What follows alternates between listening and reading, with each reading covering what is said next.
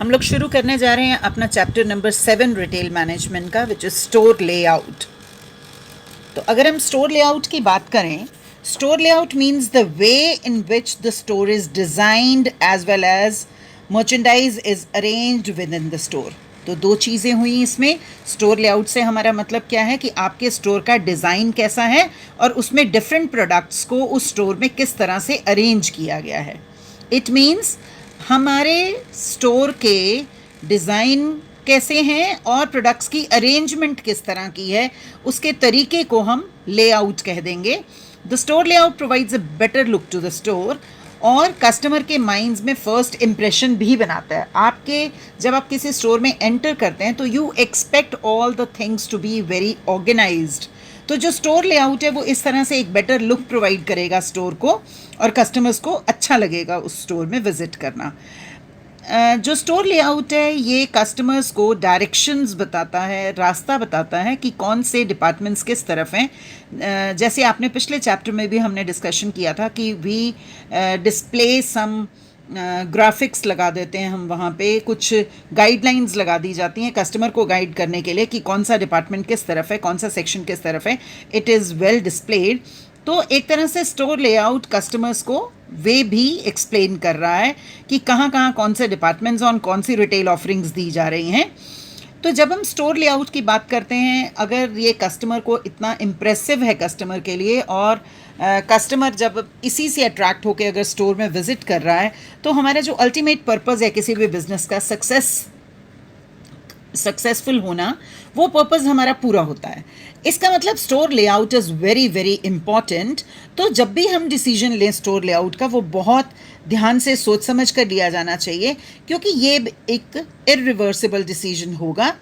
अगर किसी भी पर्टिकुलर टाइम पे अगर आपको लगता है कि एक बार आपने जो लेआउट प्लान किया वो आपका गलत हो गया और आप उसको चेंज करने की कोशिश करें, तो बहुत सारी मनी वेस्ट होगी जो आपने पहले ऑलरेडी उसके ऊपर लगाई है। तो इसलिए ये डिसीजन ध्यान से लेना बहुत इम्पॉर्टेंट है। अब बात करते हैं what are the different factors affecting store layout. तो जब भी हमें स्टोर लेआउट के बारे में डिसीजन लेना है, बहुत सारे फैक्टर्स हैं जो इसके ऊपर असर डालते हैं। सबसे पहली बात आ जाती है floor space available. Availability of floor space is one of the major determinants जो हमारे स्टोर लेआउट के डिसीजन को अफेक्ट करने वाला है। अगर रिटेलर के पास जो फ्लोर स्पेस अवेलेबल है वो कम है, तो उसे अपनी गुड्स को उस तरह से अरेंज करना है, इस तरीके से अरेंज किया जाना चाहिए कि कस्टमर्स की ज़रूरत भी पूरी हो जाए और उतने ही स्पेस में उसका सारा अरेंजमेंट भी हो जाए। Next is type of merchandise.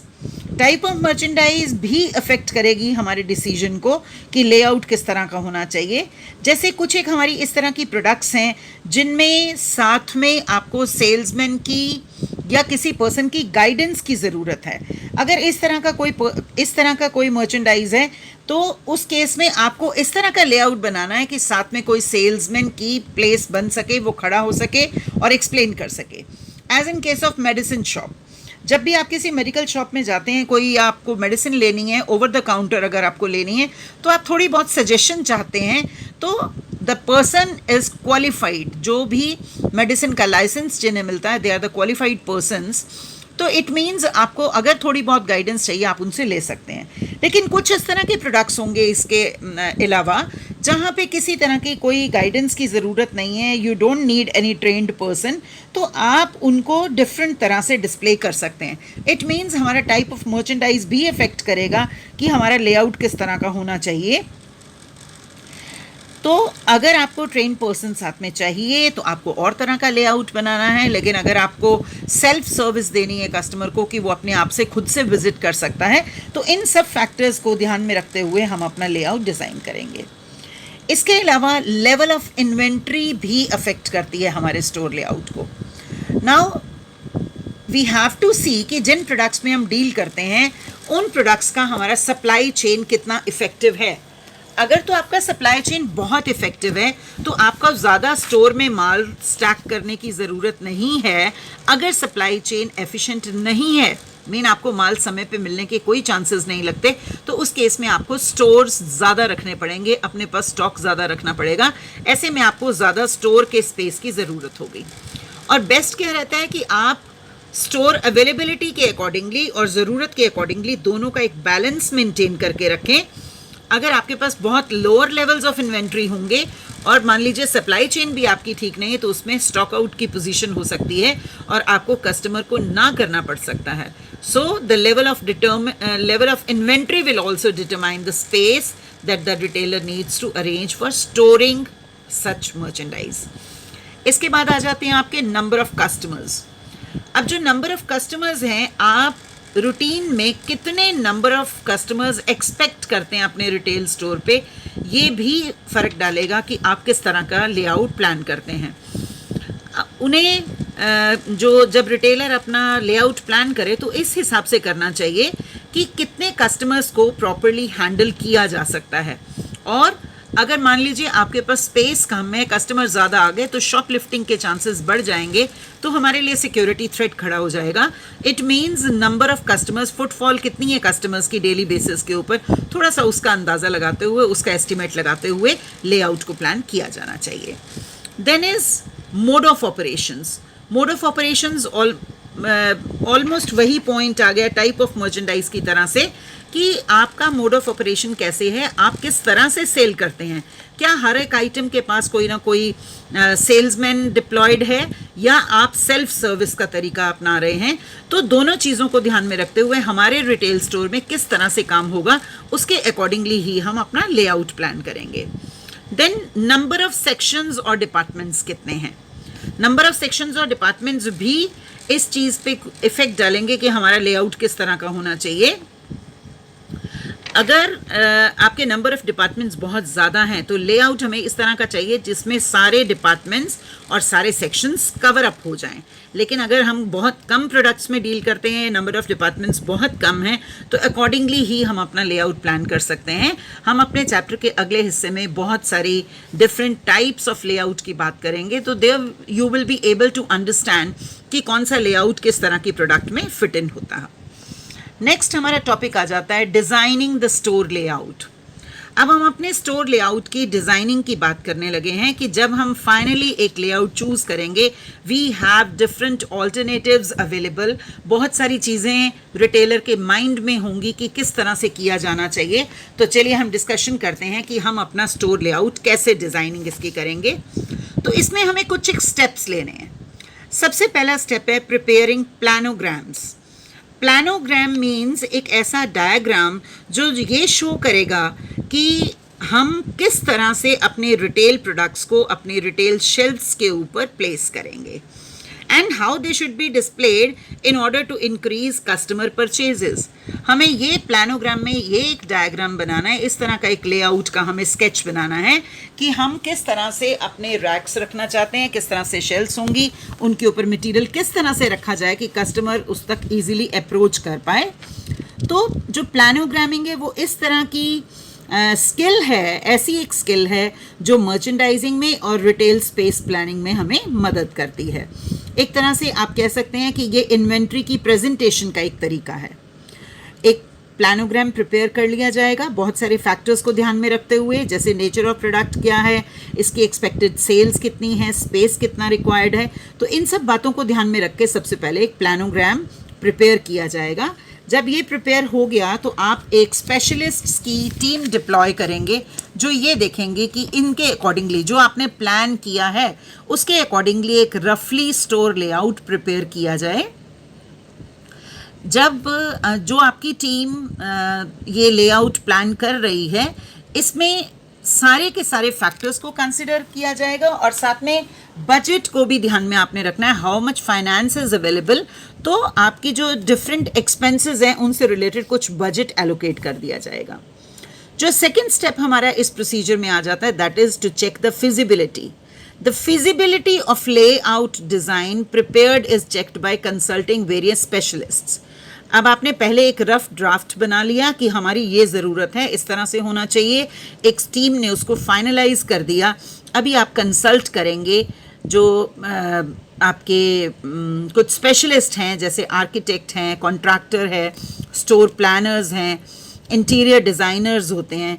तो आप उनके साथ फिजिबिलिटी चेक करेंगे कि जो आप माइंड में प्लान बना के चल रहे हैं, क्या उस प्लान को इम्प्लीमेंट करना फिजिबल होगा या नहीं होगा, और अगर उसकी फिजिबिलिटी को देखते हुए एक सूटेबल लेआउट का प्रॉपर स्केच प्रिपेयर किया जाएगा।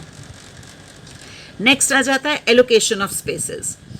जब आपने एक अपना प्रॉपर स्केच बना लिया, एक ऑपरेशनल प्लान तैयार कर लिया, तो फिर डिफरेंट डिपार्टमेंट्स को स्पेसेस एलोकेट किए जाएंगे depending upon variety of goods and depth of the product line.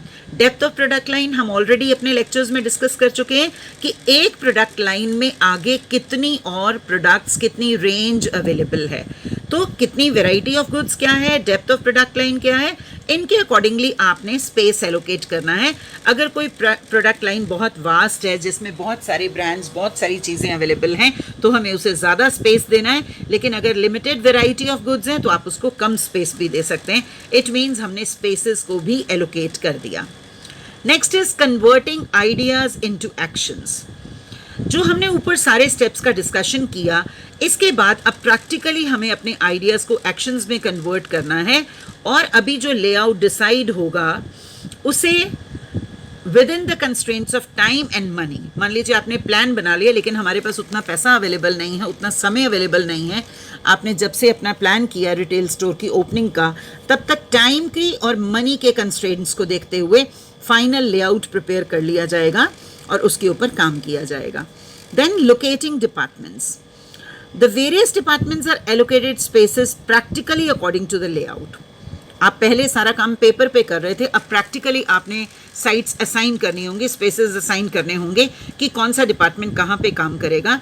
अब यहाँ पे इस स्टेज पे हमारे प्लान ने प्रैक्टिकल शेप ले ली।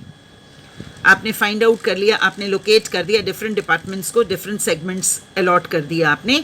लास्ट में हमारे पास आ जाएगा ऑर्गेनाइजिंग द मर्चेंडाइज। अभी आपने जो भी रैक्स, अलमीराज, प्लान, फिक्सचर्स जो भी डिसाइड किया था, उसके अकॉर्डिंगली लास्ट में अपनी प्रोडक्ट्स को ऑर्गेनाइज किया जाएगा। अब ऑर्गेनाइज आपने कैसे करना है, आपने अलग अलग डिपार्टमेंट्स को अलग अलग जगह अलॉट कर दी है। अभी जो प्रोडक्ट्स आप करोगे according to the space allocated किया जाएगा। फिर उन प्रोडक्ट के साइज़ क्या हैं, कैटेगरी क्या है, कलर्स क्या हैं, एज वाइज अगर कोई डिस्टिंक्शन है तो हमने कैसे उसको कैटेगराइजेशन कर रखा है, उनके अकॉर्डिंगली ही प्रोडक्ट्स को ऑर्गेनाइज किया जाएगा। और अगर हमें इन प्रोडक्ट्स के साथ कोई कॉम्प्लीमेंट्री गुड्स भी कस्टमर को देनी है तो उनको भी साथ में ही रखा जाएगा। और एक तरह के इस्तेमाल की जो ऐसी प्रोडक्ट्स हैं which are having similar use, they must be kept together, ताकि कस्टमर को ऑल्टरनेटिव्स में सिलेक्शन करने में किसी तरह की कोई प्रॉब्लम नहीं आए। तो this was all about designing the store layout. अब हम आगे मूव करते हैं टाइप्स ऑफ स्टोर लेआउट की तरफ। तो अगर हम बात करें तो 4 टाइप्स हैं मेनली हमारे पास स्टोर लेआउट की। ग्रिड लेआउट, लूप लेआउट, इसे रेस ट्रैक लेआउट भी कहा जाता है लूप लेआउट को। देन बुटीक स्टाइल लेआउट, या इसे फ्री स्टाइल लेआउट भी हम कह देते हैं, and spine layout. Spine layout is combination of first 3 types of layouts. तो सबसे पहले हम डिस्कशन स्टार्ट करते हैं ग्रिड लेआउट के साथ। Grid layout most commonly used है इन सुपरमार्केट्स एंड डिस्काउंट स्टोर्स। इसमें जो इस पर्टिकुलर टाइप का जो लेआउट है, इसमें एरिया ऑफ डिस्प्ले स्टोर की वॉल्स के साथ साथ पूरा एरिया ऑफ डिस्प्ले फाइनलाइज कर दिया जाता है, और उसके साथ साथ आपने वॉल्स के साथ साथ सारा मटेरियल डिस्प्ले कर दिया, और जो बाकी का एरिया बचा वो भी पैरेलल मैनर में बहुत सारे रैक्स या अलमीरास को फिक्स कर दिया जाएगा। ज़्यादातर इस तरह का लेआउट ऐसे स्टोर्स में प्रेफर किया जाता है जहां सेल्फ सर्विस होगी, और इस तरह के लेआउट में स्पेस को बहुत इफेक्टिवली यूज़ किया जाता है। इस तरह के लेआउट की जो कॉस्ट ऑफ सेटिंग अप है वो बहुत कम आती है, क्योंकि फिक्सचर्स की बहुत कम ज़रूरत है। All the aisles are of same width.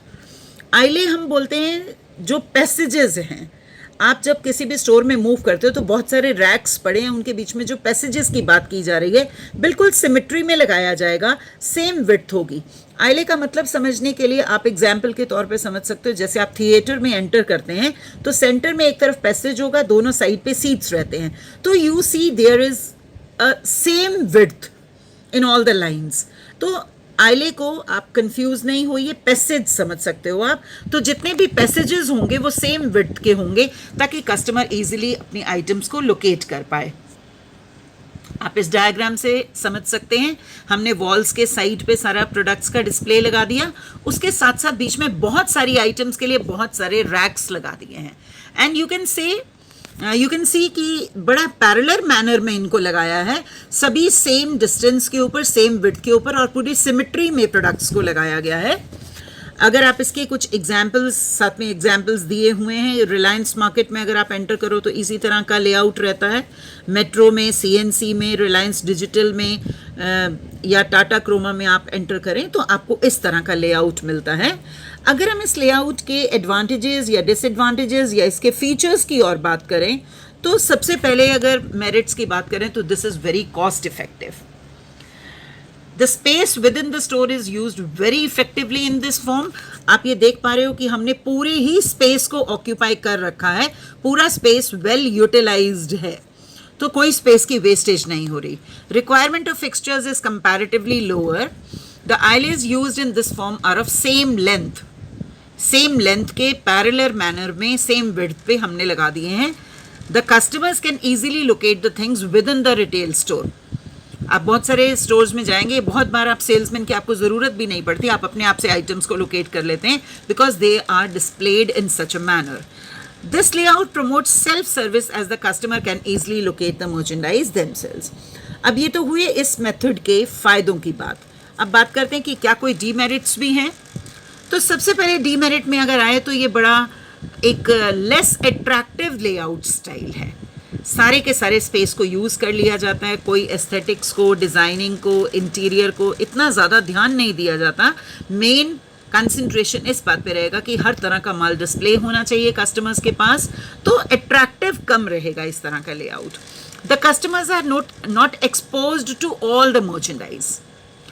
Eight times आपके स्टोर का साइज इतना बड़ा है और इतनी प्रोडक्ट रेंज है वहाँ पे कि कस्टमर्स पूरे के पूरे मटेरियल को देख भी नहीं पाएंगे, और आपने इस फॉर्मेट में माल को डिस्प्ले किया हुआ है कि इजीली निकलते हुए रास्ते में से ज़्यादा माल दिखाई नहीं दे रहा। देन जब आपको पूरा मटेरियल एक्सपोज नहीं होता तो थर्ड डिसएडवांटेज हम इसका ले रहे हैं, this type of format does not promote unplanned purchases. तो जब आपको पूरे माइल का एक्सपोजर ही नहीं हो रहा तो आप अनप्लान्ड परचेजेस नहीं करोगे। अनप्लान्ड परचेजेस आप किन्हें कहते हैं कि आप स्टोर में एंटर तो कर रहे हो कोई दो चीज़ें लेने के लिए, लेकिन आइटम्स का डिस्प्ले देखने के बाद आपका मन करता है या आपको याद आ जाता है कि कुछ और आइटम्स भी ज़रूरत हैं, तो आप अपनी बहुत सारी अनप्लान्ड परचेजेस भी करके आ जाते हैं। लेकिन ग्रिड लेआउट में कस्टमर जिस एरिया में विजिट करेगा उसे वही प्रोडक्ट्स नज़र आ रहे हैं, जो बाकी के प्रोडक्ट्स हैं उनका ओपन डिस्प्ले नहीं होगा या ज़्यादा एक्सपोजर नहीं होगा। तो this was about grid layout, जो पहली हमारी टाइप थी लेआउट्स की। अब हम चलते हैं अपनी सेकेंड टाइप ऑफ लेआउट की तरफ, विच इज़ लूप लेआउट और रेस ट्रैक लेआउट। आप कुछ भी कह सकते हैं इन दोनों में से इसे। और इसको समझने से पहले चलिए हम पहले इसकी पिक्चर देख लें। You can see the difference between the two.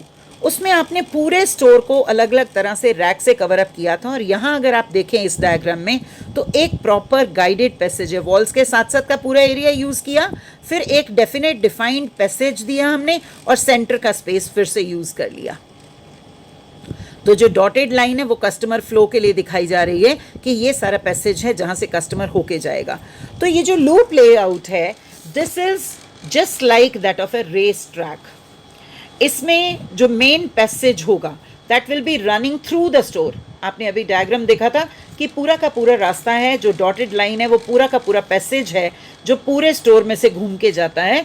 This major आइले guides the customer around various departments.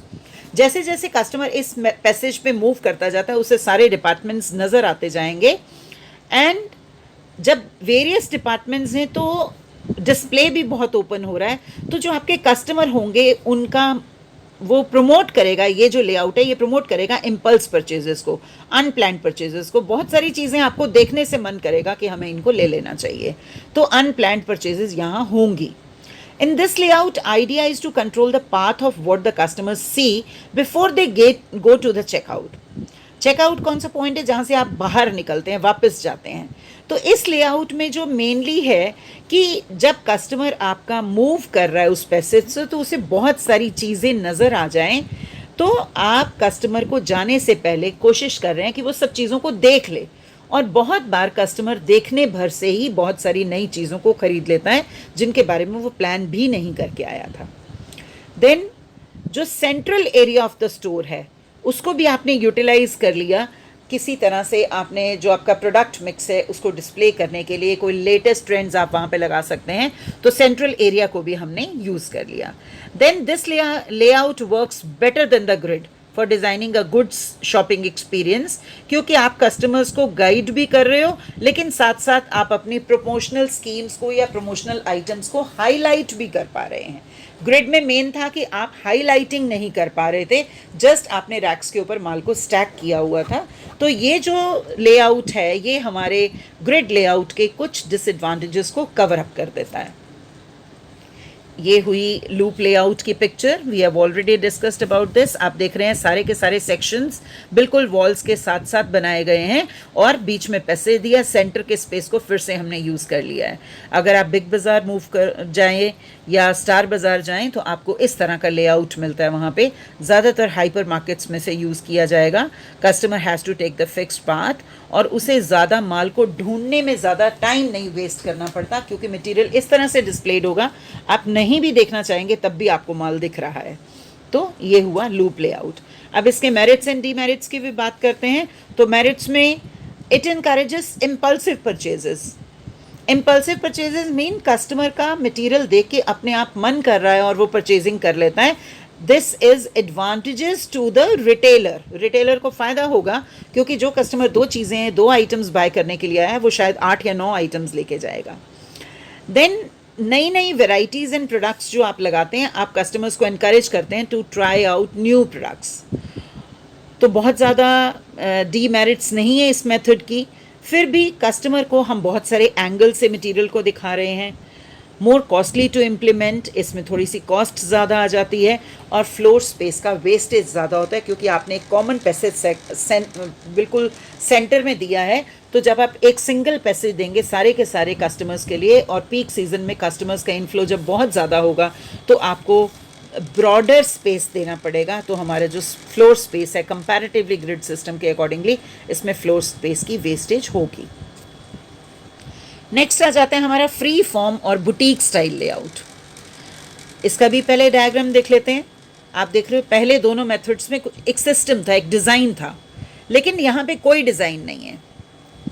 Liberty to interact with the merchandise, आप किसी भी तरह से मटेरियल को कस्टमर देख पाएगा। सोफिस्टिकेटेड लेआउट है, नो स्पेसिफिक डिज़ाइन रूल्स। आगे एग्जाम्पल्स में आपको दे रखा है ट्रेंड्स पे, मैक्स पे या शॉपर्स स्टॉप पे नॉर्मली इस तरह का प्लान यूज़ किया जाता है। इसमें फ्लोर स्पेस की वेस्टेज बहुत ज़्यादा रहेगी। अब बात करते हैं डिटेल में इसकी। Under this form of arrangement product is not arranged according to predefined set pattern. आपका कोई एक सेट पैटर्न नहीं है जिसमें आपने मटेरियल को किया है, किसी भी तरह से एसिमेट्रिकल मैनर में आप आइटम्स को डिस्प्ले कर लेते हैं। ये सिंपलेस्ट फॉर्म है स्टोर लेआउट का, और जो फिक्सचर्स या प्रोडक्ट्स आपने डिस्प्ले करनी है उसके लिए कोई एक सेट डिज़ाइन नहीं है। आपकी अपनी क्रिएटिविटी हो सकती है उस स्टोर को अट्रैक्टिव बनाने के लिए, और कस्टमर्स ज़्यादा से ज़्यादा आर्टिकल्स को बाय करें, देखें, उसको एक अच्छा एक्सपीरियंस बनाने के लिए क्रिएटिविटी यूज़ की जाती है और नए से नए डिज़ाइंस में मटेरियल को डिस्प्ले किया जाता है।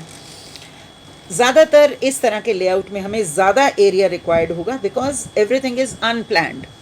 Mean planned not in the other ways, जैसे हम ग्रिड में प्लान कर रहे थे या हम लूप लेआउट में प्लान कर रहे थे, यहाँ पे बिल्कुल एक डिफरेंट स्टाइल होगा। तो इसलिए हम इसे फ्री फॉर्म कह देते हैं, लेकिन इसमें थोड़ा सा स्पेस ज़्यादा रिक्वायर्ड होगा। ये डायग्राम हमने ऑलरेडी डिस्कस कर लिया। अब मेरिट्स एंड डीमेरिट्स की बात कर लेते हैं। तो एन्जॉयफुल शॉपिंग एक्सपीरियंस होगा, देखने में बहुत सुंदर होंगे इस तरह के जो सेटअप्स हैं। देन इम्पल्सिव परचेजेस को भी इनकरेज करते हैं, रेवेन्यू भी ज़्यादा होगी। जब अट्रैक्टिव होता है लेआउट तो कस्टमर ज़्यादा अट्रैक्ट होते हैं और ज़्यादा से ज़्यादा कस्टमर कई बार बहुत बार आप स्टोर की जो डिस्प्लेज़ हैं उनसे इतने अट्रैक्ट होते हैं कि आप ना चाहते हुए भी उस स्टोर में एंटर करते हैं, और ये इम्पल्सिव परचेजेस को भी इनकरेज कर रहा है, तो ऑब्वियसली आपके रेवेन्यूज़ हायर होंगे। अगर डीमेरिट्स की बात की जाए तो बहुत सारा स्पेस वेस्ट कर दिया जाता है, कॉस्टली है बाकी फॉर्म्स की बजाय। अब यहाँ पर्सनल सेलिंग बहुत इंपॉर्टेंट है क्योंकि सेल्फ गाइडेड पाथ नहीं है कोई भी। कोई सेल्फ गाइडेड पाथ नहीं है, तो पर्सनल सेलिंग यहाँ काम करेगी। जितना सेल्समैन कस्टमर के साथ पर्सनली कांटेक्ट करेंगे उतने ही ज़्यादा ब्राइट चांसेस होंगे ज़्यादा से ज़्यादा सेल्स करने के। एक और डिसएडवांटेज है, because everything is not well planned, एक सही ढंग से चीज़ें नहीं पड़ी हुई हैं, एक एसिमेट्रिकल मैनर है, तो इस तरह के स्टोर्स में शॉपलिफ्टिंग के चांसेस भी थोड़े से ज़्यादा होंगे।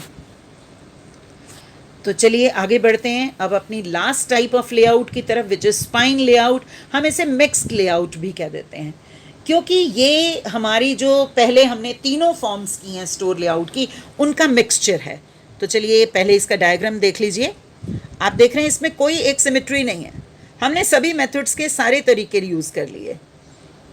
पैरेलल भी लगा दिए हैं आपने, अलग अलग शेप्स में भी लगा दिए हैं, तो कोई भी डिज़ाइन आप अलग अलग सेगमेंट्स के लिए अलग अलग लेआउट प्लान यूज़ कर रहे हैं। तो जब आप सारे के सारे प्लान्स को एक ही जगह पे यूज़ कर लेते हैं, और इसका जो एग्जांपल है, अगर आप विशाल मेगा मार्ट में कभी एंटर करें तो वहाँ पे हर डिपार्टमेंट का सेपरेट लेआउट है, सेपरेट लेआउट का डिज़ाइन यूज़ किया है as per the nature of product या वैरायटी ऑफ प्रोडक्ट्स के अकॉर्डिंगली।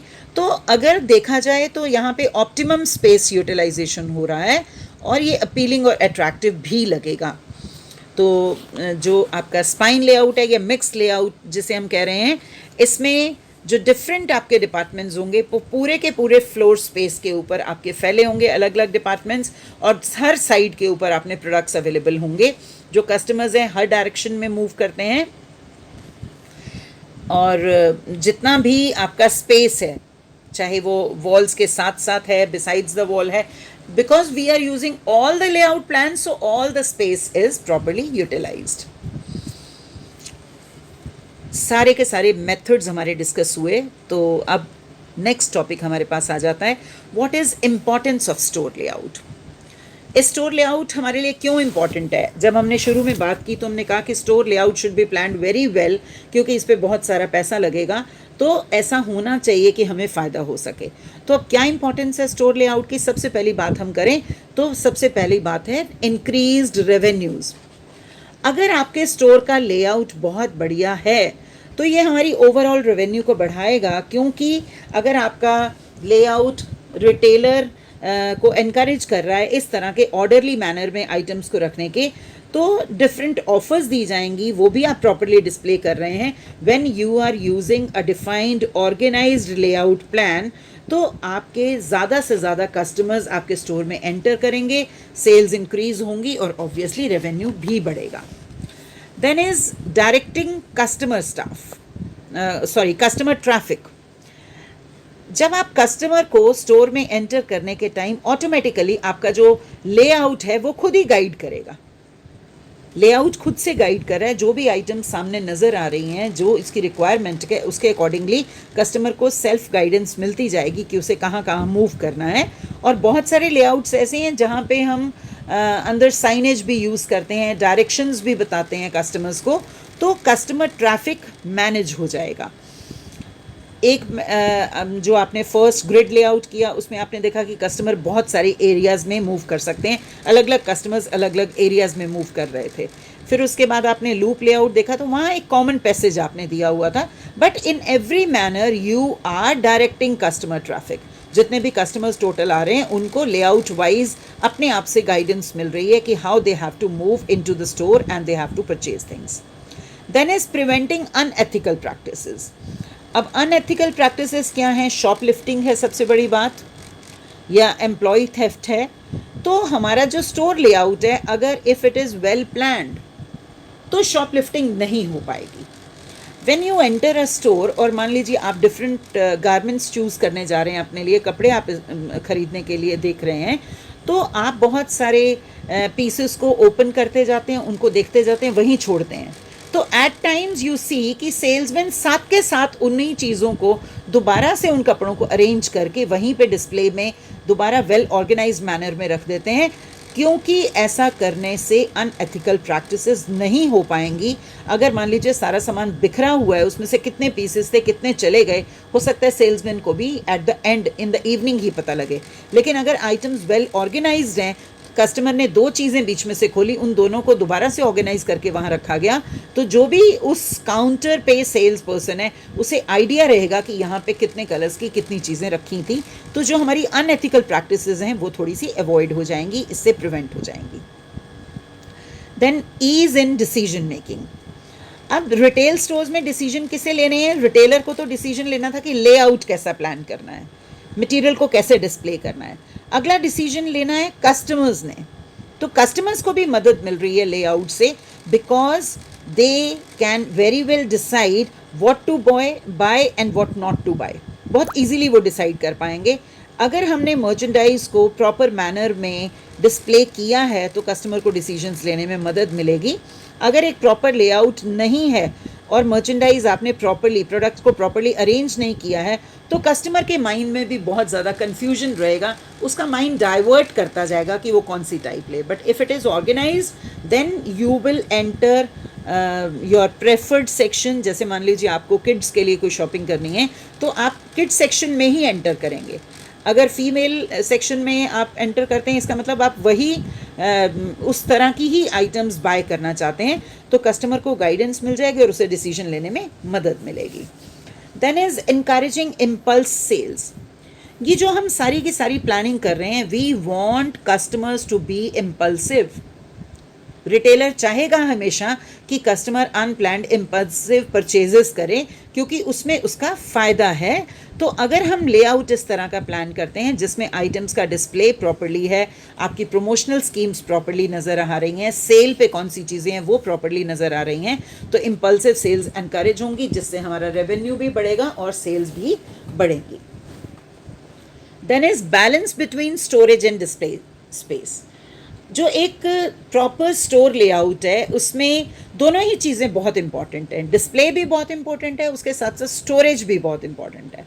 डिस्प्ले हम डिस्प्ले विंडोज़ के थ्रू कर सकते हैं या डिफरेंट रैक्स के थ्रू कर सकते हैं, लेकिन जितना मटेरियल आपने डिस्प्ले में लगाया उसको स्टोर किसी डिफरेंट प्लेस पे किया जाता है।